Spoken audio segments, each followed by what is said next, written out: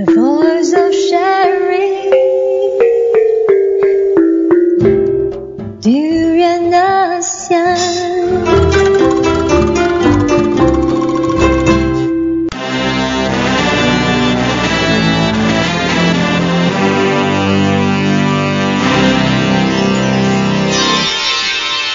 ASEAN Dailies. First and foremost news from Southeast Asia. Good morning, everybody. Welcome to DurianASEAN, the voice of discovery and sharing. You are with Grace this morning at ASEAN Dailies, where we deliver news from Southeast Asia. So starting with the first news, which is about India, where it has a heat wave that tall, about rising up till 400 and even more. And this heat wave is affecting Malaysia too, apparently. So it is also to send out a reminder for everyone to look out for signs and stay hydrated, drink a lot of water. And when you go outside, if you can, for females, you can bring your umbrellas just to avoid the heat waves, because the temperature is rising and then the weather is getting hotter and hotter. So these hot, humid conditions continue to affect the life across the West Bengal in India, as well, and also with the several places recording over 40 degrees Celsius, and at least one person is dead in the Burdwan district, which is pretty serious, because with the temperature rising, it's not only affecting the India side, but it's also affecting the surrounding countries as well.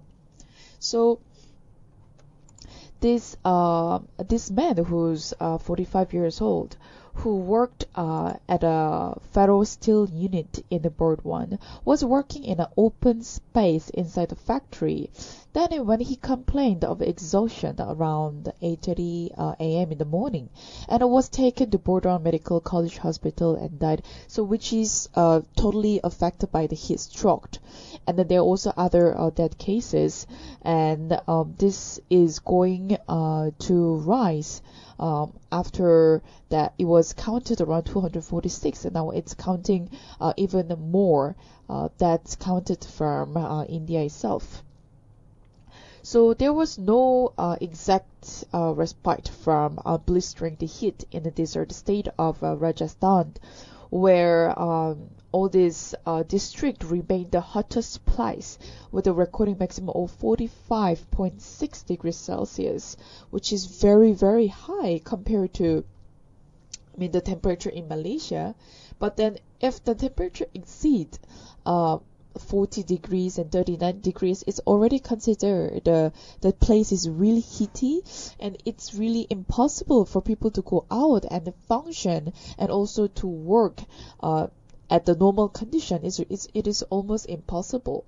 So please stay alert to this temperature, and also the government of India, they need to announce the public holiday, and also to look after people more, because with this condition, 45.6 degrees Celsius, is almost impossible for people to go out and work at that condition. We can come back to Malaysia news, where Malaysia summons a Philippine officer over claim on Sabah. So the Philippine president had remarked on the Philippines' claim on Sabah, which was where the interview was conducted for the South China Morning Post on May 15. So what happened was, in the interview, the President Aquino had stated that he would not drop the Philippines' claim to Sabah, and it was very contradicting to what critics of his centerpiece legislation on the Muslim autonomy, and also it was saying.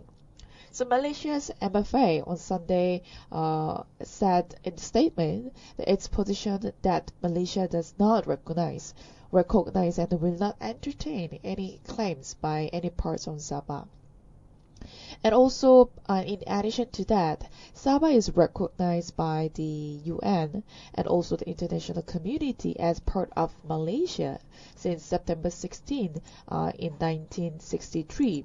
So which is a bit controversial because it is known as Sabah as part of Malaysia, but now the the government is claiming that it is a claim on the province of Sabah that it is part of the Philippines.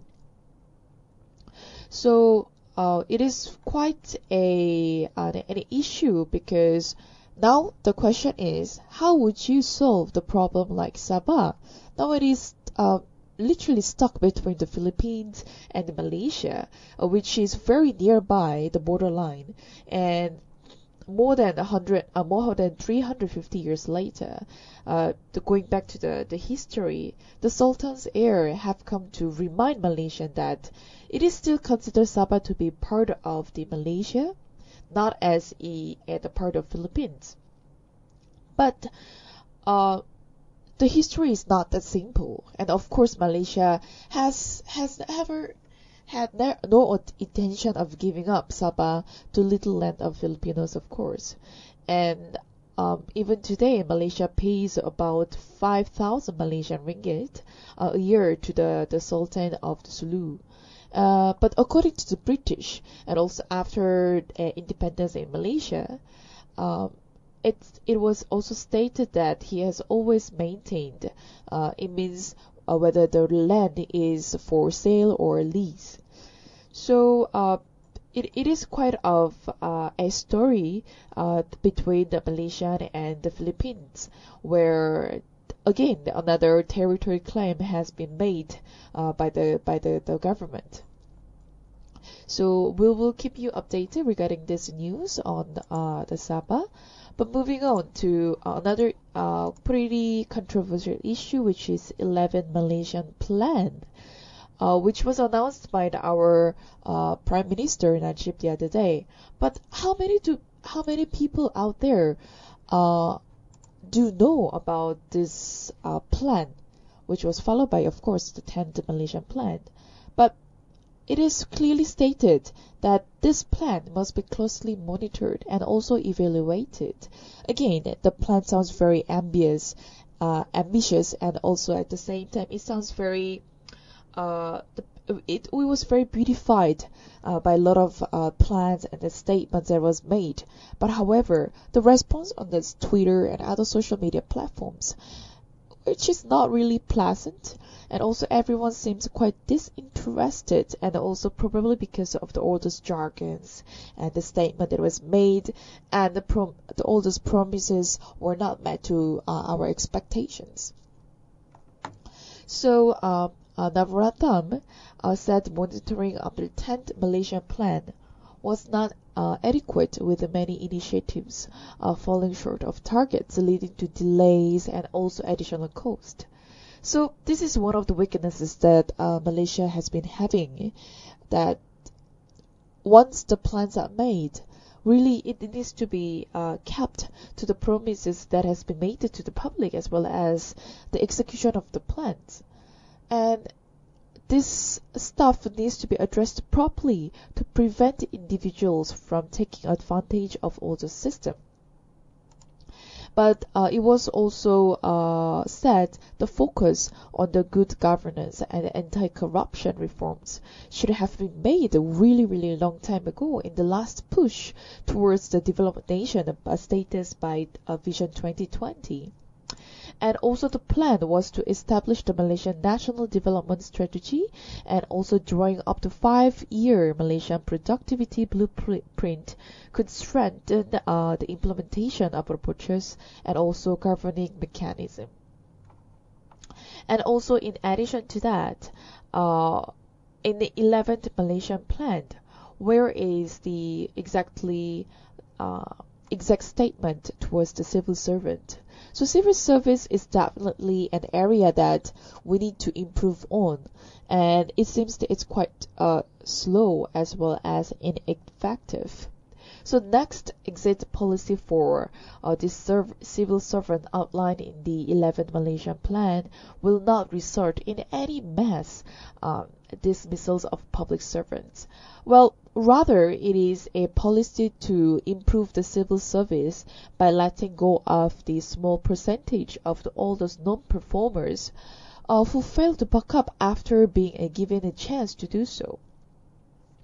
So it was said that around 5,000 civil servants in the country had been identified as underperformers, scoring below 60% in their evaluation. And also some keep on turning up late for work, or have been absent without reason for up to 200 days in a year, which is affecting the whole workflow as also function of the company. And these staff will be given a training for 6 months and also other opportunities to redeem themselves, as well as perhaps to transfer to other department as well. So when it comes to Malaysia, the population is rising slowly, but at the same time, there are also unskilled labor. That's quite a number of populations here in Malaysia that it is necessary to have a training system, but that the structure of all those policies need to be made. What are the steps need to be taken in order to execute this particular plan on civil servants? And it also needs to be made meaningful and also practical, not only to announce to the public that these are the plans for the next years to achieve Vision 2020. So all this needs to be focused to establish the proper system and also to help the governors monitor the implementation of all these programs. So all this, it was also said that those who fail to improve may then be asked to leave the service, although they will not get some benefits. So basically the training will be given for about 6 months and other opportunities to redeem themselves. So in addition to this news, there was breaking news from Malaysian Airlines that now the company itself is going to reform the whole company soon, perhaps in June, that a lot of anxiety or expressed from the staff that it is the around 20,000 people working for this national airline.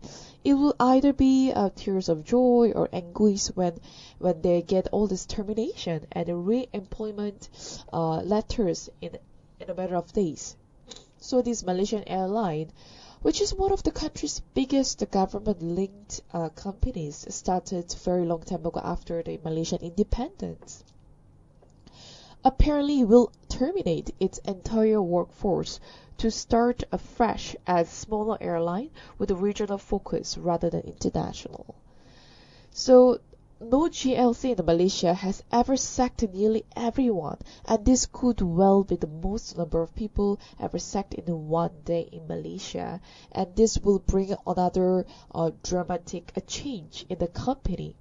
But this is a part of the last-ditch effort to remake this whole Malaysian airline system with the debt for several years now, even before this tragedies happened, which was the MH370 and MH17.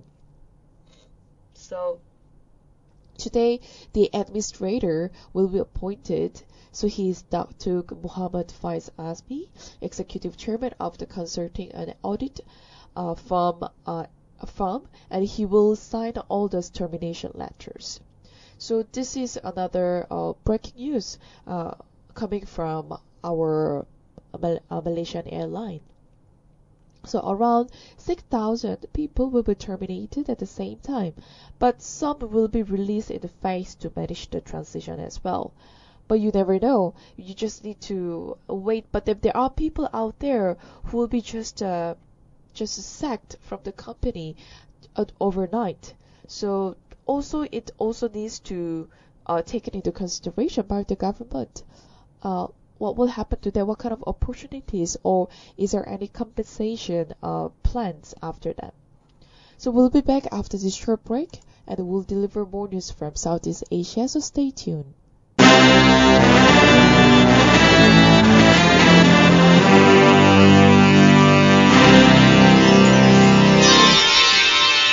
ASEAN Dailies. First and foremost news from Southeast Asia. Welcome back to DurianASEAN. You're with Grace at ASEAN Dailies. So let's continue our news commentary to what Japan and Malaysia agreed to something to do with the defense cooperation. So Prime Minister Shinzo Abe and also his visiting and the Malaysian counterpart Najib Razak pledged, which just happened yesterday, to advance the defense and also maritime cooperation. So they had a talk for about an hour at the summit with Najib at the Prime Minister's office. The Japanese Prime Minister agreed that they will upgrade the bilateral ties to a strategic partnership to boost the cooperation on a wide range of regional and also international issues.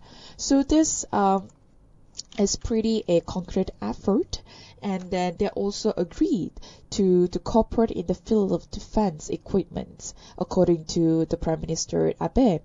And Tokyo especially will provide the cooperation in the maritime safety by offering the reinforced assistance to Malaysia Coast Guard Agency.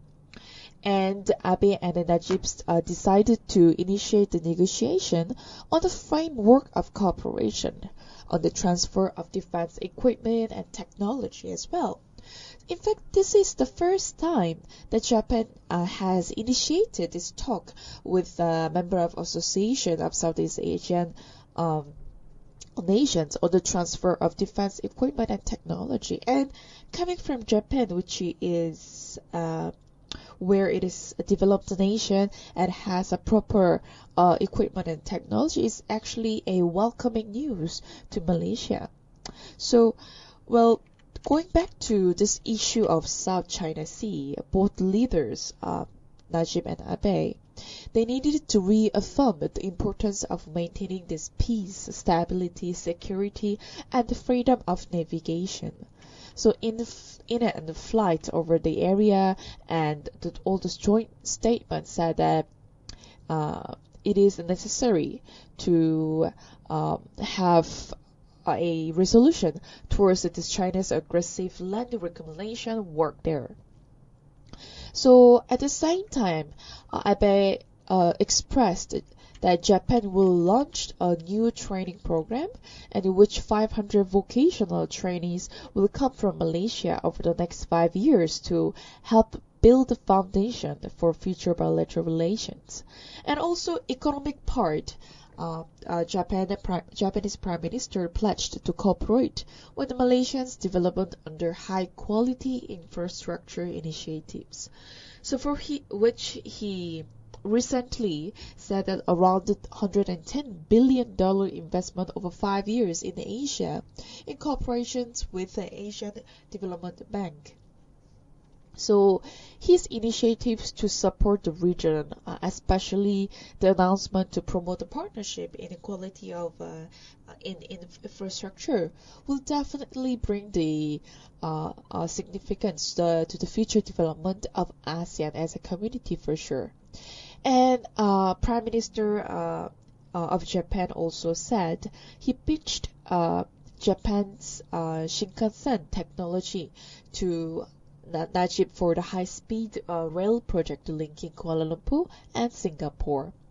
So when it comes to infrastructure and technology, by the help of Japan, there is something that we can look forward to, and also brighter system in infrastructure as well. And during the summit, the Malaysian leader called for Japan's support on the issue of Rohingya refugee as well. So this is the opportunity to brief the Minister of Japan on the latest challenges that Malaysia has been having, which is the people of Rohingya as well. And it was expressed by Prime Minister Najib said, we believe that while we try to look for the ASEAN solution, it is also an international problem which requires the international solution as well. Therefore, anything Japan can do to help us to alleviate this problem will certainly be very much welcome. So regarding these Rohingya issues that has been brought by the people there and also by the public, Malaysia and Indonesia finally decided to give a helping hand. However, it is also expressed by our Prime Minister that we also need help internationally to alleviate and also to give up this immediate solution to these people out there, to help them and also to rescue them. So moving on to the next news, which is about the ASEAN, which is very vital for the disaster management. So this is again the regards of refugees.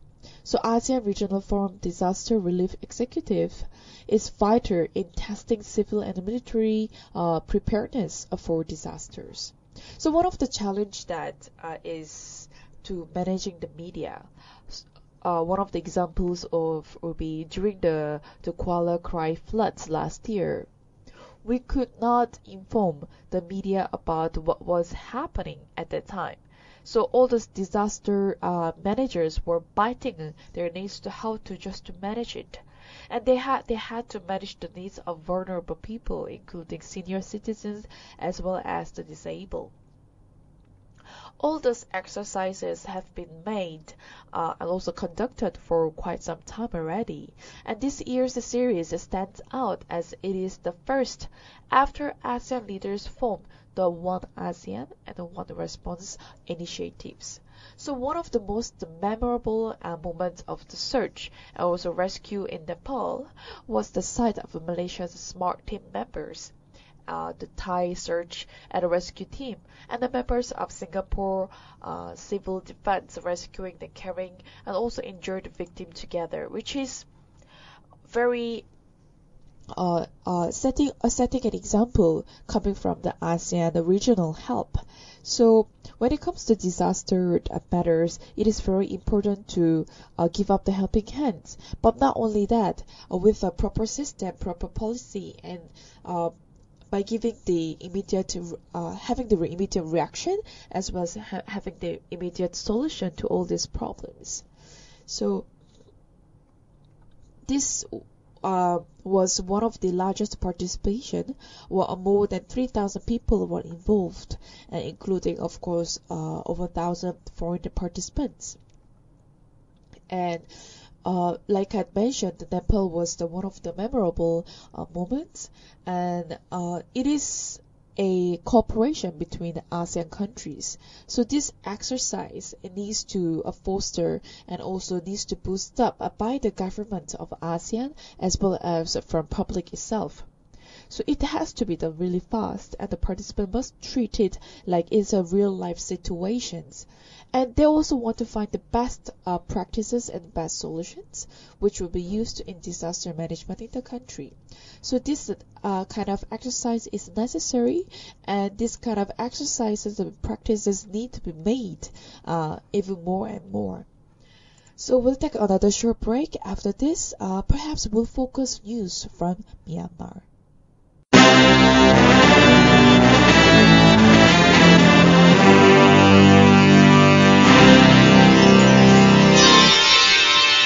ASEAN Dailies.